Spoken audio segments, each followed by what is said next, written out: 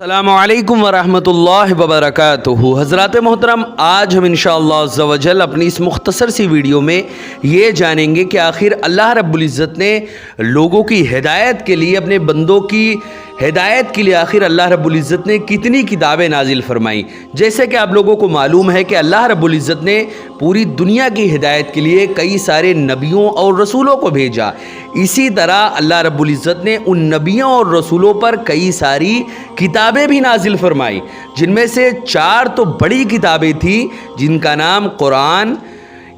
توریت، زبور اور انجیل ہے، اور 100 ایسے صحیفے تھے جو چھوٹی کتابیں تھیں جو مختلف انبیاء کرام پر اللہ رب العزت نے نازل فرمائی۔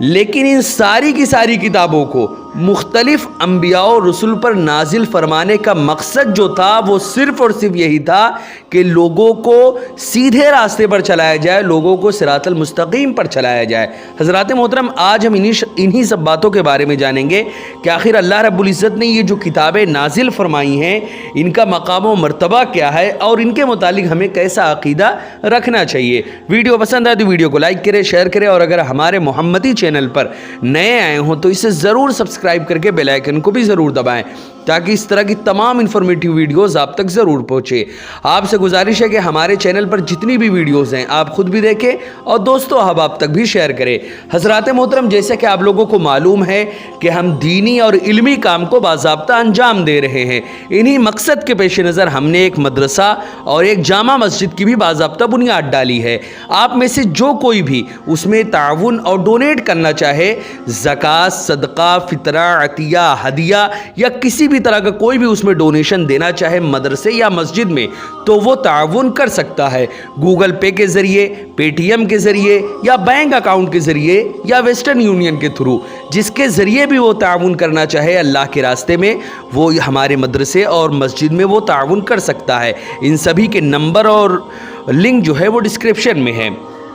حضرات محترم، اللہ رب العزت نے جتنے بھی صحیفے اور کتابیں آسمان سے نازل فرمائی ہیں یہ ساری کی ساری حق ہے اور سب اللہ رب العزت کا کلام ہے۔ ان کتابوں میں جو کچھ ارشاد خداوندی ہوا سب پر ایمان لانا اور ان کو سچ ماننا ضروری ہے۔ حضرات محترم، جیسے کہ آپ لوگوں کو معلوم ہے کہ سب سے پہلے نبی جس کو اللہ رب العزت نے لوگوں کی ہدایت کے لیے بھیجا وہ حضرت آدم علیہ السلام ہیں۔ حضرت آدم علیہ السلام سب سے پہلے نبی بھی ہیں اور ساتھ ہی ساتھ سب سے پہلے انسان بھی ہیں۔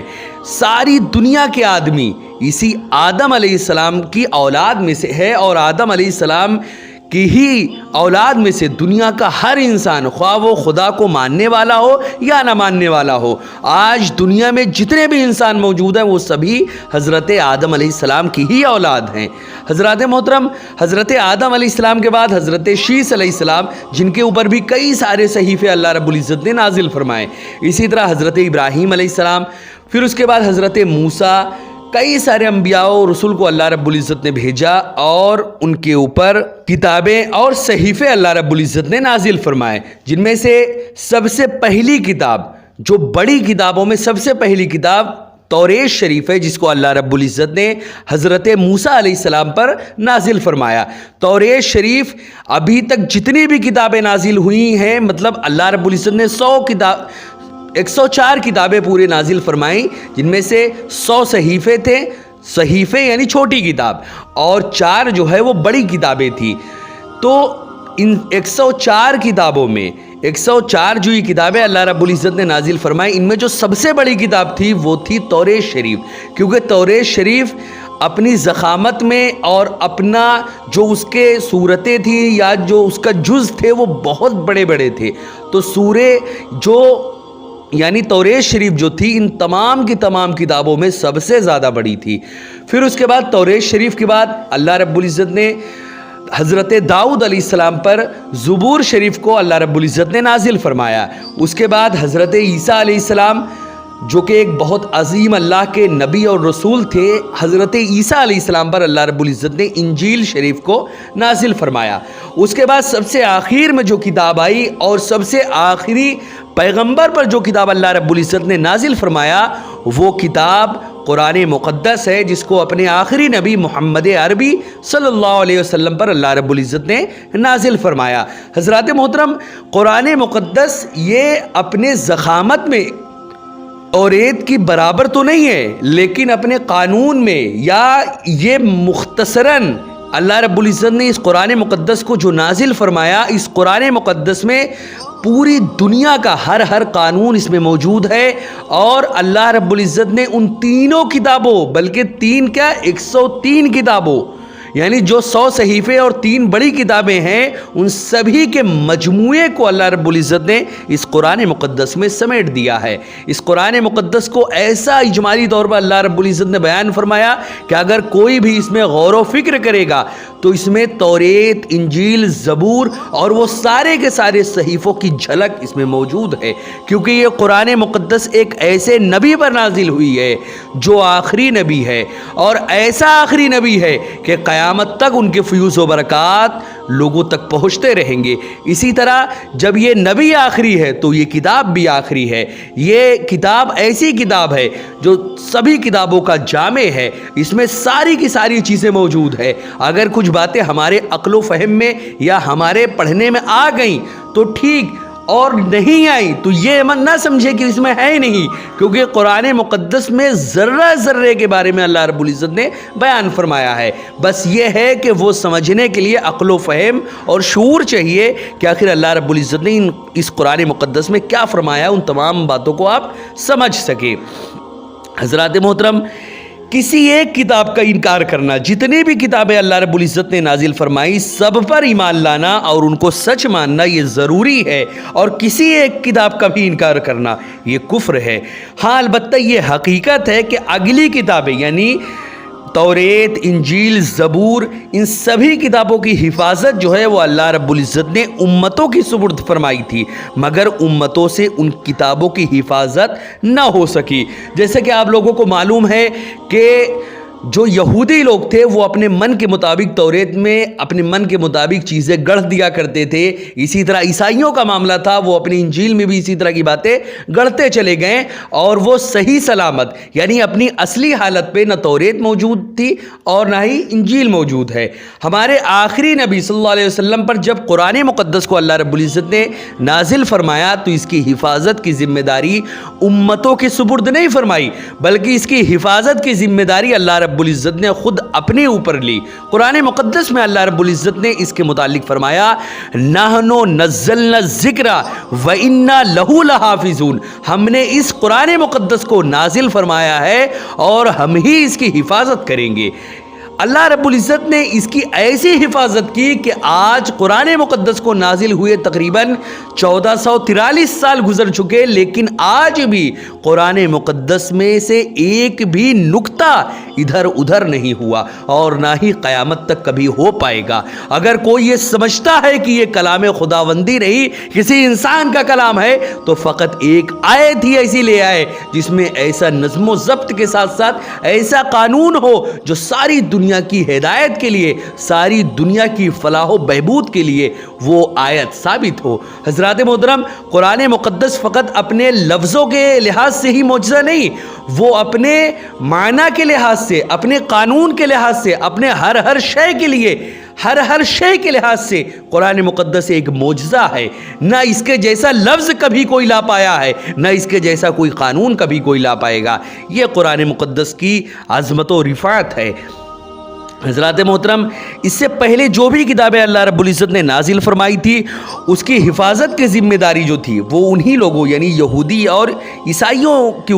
کو سپرد کر دی تھی، مگر امتوں سے ان کتابوں کی حفاظت نہ ہو سکی، بلکہ شریر لوگوں نے ان کتابوں میں اپنی خواہش کے مطابق کمی بیشی کر دی۔ لہٰذا جب کوئی بات ان کتابوں کی ہمارے سامنے کبھی پیش آئے تو اگر وہ قرآن مقدس کے مطابق ہو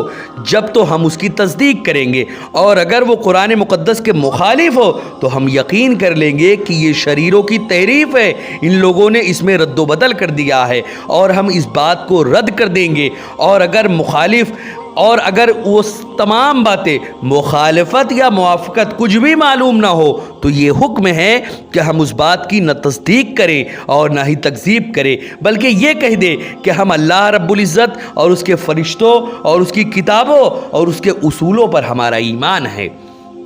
کیونکہ اللہ رب العزت اگر آپ کے سامنے کبھی بھی کوئی بات ایسی پیش آئے جو نہ مخالفت اور نہ ہی موافقت کسی کی جانب بھی اشارہ نہیں کرتی، تو ان تمام صورتوں میں آپ اگر انکار کر دیں گے تب بھی کتاب اللہ کی باتوں کا انکار کرنا لازم آئے گا، اور اگر آپ نے اس کا اقرار کر لیا اور وہ خدا کا کلام یا خدا کی کتاب میں سے وہ حصہ نہ رہا تو آپ غیر خدا کی کتاب کو خدا کی کتاب ماننے کی وجہ سے یہ بھی بہت عظیم خسارہ والی بات ہے، یہ بھی بہت بڑی خرابی ہے۔ اسی لیے آپ یہ کہہ دیں کہ ہم خدا کی تمام کتابوں پر، تمام کے تمام باتوں پر ہمارا ایمان ہے۔ حضرات محترم، یہ تو ہوا کتابوں یعنی آسمانی جو کتابیں اللہ رب العزت نے نازل فرمائی ہیں اس کا یہ پہلا عقیدہ ہوا۔ اس کا دوسرا جو عقیدہ ہے وہ یہ ہے کہ دین اسلام چونکہ ہمیشہ رہنے والا دین ہے، اب یہ سمجھ لیں کہ اسلام کے بارے میں کچھ کم عقل اور کچھ کم فہم لوگ یہ سمجھتے ہیں کہ اسلام 1400 سال پہلے کا مذہب ہے۔ اسلام تو اس زمانے سے ہے جب دنیا کے سب سے پہلے انسان حضرت آدم علیہ السلام آئے تو وہ کیا لے کر آئے تھے؟ اسی مذہب اسلام کو لے کر آئے تھے۔ اسلام اس زمانے سے ہے، کوئی آج کا یہ مذہب اسلام نہیں ہے۔ حضرت آدم علیہ السلام کے دور سے لے کر تقریباً 7.5 سے 8 ہزار سال پہلے جو سب سے پہلے انسان یعنی حضرت آدم علیہ السلام اس دنیا میں تشریف لائے تھے تب سے مذہب اسلام ہے۔ اس سے پہلے کوئی انسان تھا ہی نہیں۔ جب حضرت آدم علیہ السلام اس دنیا میں تشریف لائے تبھی سے مذہب اسلام کا وجود ہے۔ حضرت آدم علیہ السلام کے بعد یکے بعد دیگرے کئی سارے انبیاء کرام اس دنیا میں تشریف لائے جو اسی مذہب اسلام کو لے کر آگے بڑھے ہیں۔ ان کی شریعتیں الگ الگ تھی،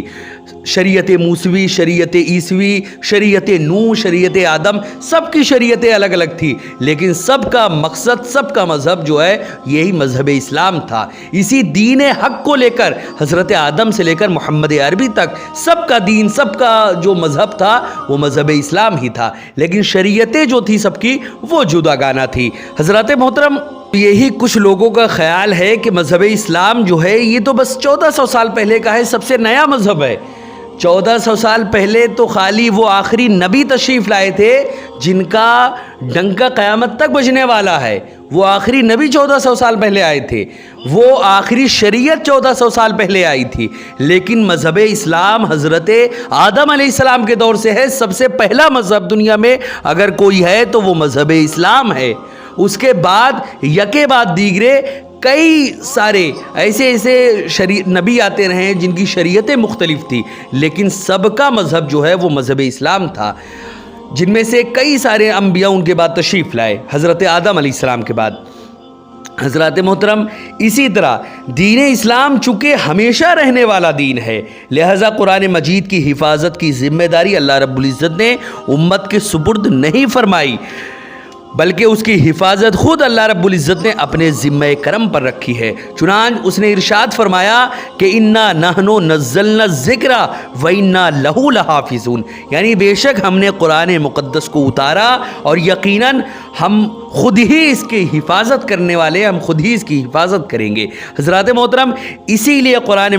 قرآن مقدس میں کوئی کمی بیشی کر دے یہ محال ہے، اور جو یہ کہے کہ قرآن مجید میں کسی نے کچھ رد و بدل یا کم زیادہ کر دیا ہے وہ کافر ہے۔ اسی طرح تیسرا جو عقیدہ ہے وہ یہ ہے کہ اگلی کتابیں صرف نبیوں ہی کو یاد ہوا کرتی تھی، لیکن یہ ہمارے نبی اور قرآن مقدس کا معجزہ ہے کہ قرآن مجید کو مسلمان کا بچہ یاد کر لیتا ہے۔ یہ قرآن مقدس کا بہت عظیم معجزہ ہے۔ حضرات محترم، یہ قرآن مقدس اور آسمانی کتابوں کے متعلق چند باتیں تھی جو ابھی آپ نے سماعت فرمائی۔ انشاءاللہ عز و جل اس کے نیکسٹ ایپیسوڈ میں یا اس کے بعد ہم اور بھی مختلف ٹاپکس پر ہم ویڈیوز بناتے رہیں گے، جس میں تقدیر کا بیان ہے، تقدیر کے بارے میں بھی ہم جانیں گے کہ آخر تقدیر کیا ہوتی ہے، پھر عالم برزخ کیا ہوتا ہے۔ مزید ہم اسی کے ساتھ ساتھ قیامت کے بارے میں بھی جانیں گے اور قیامت کی نشانیوں کے بھی بارے میں مختلف ویڈیوز میں ہم جانیں گے۔ السلام علیکم ورحمۃ اللہ وبرکاتہ۔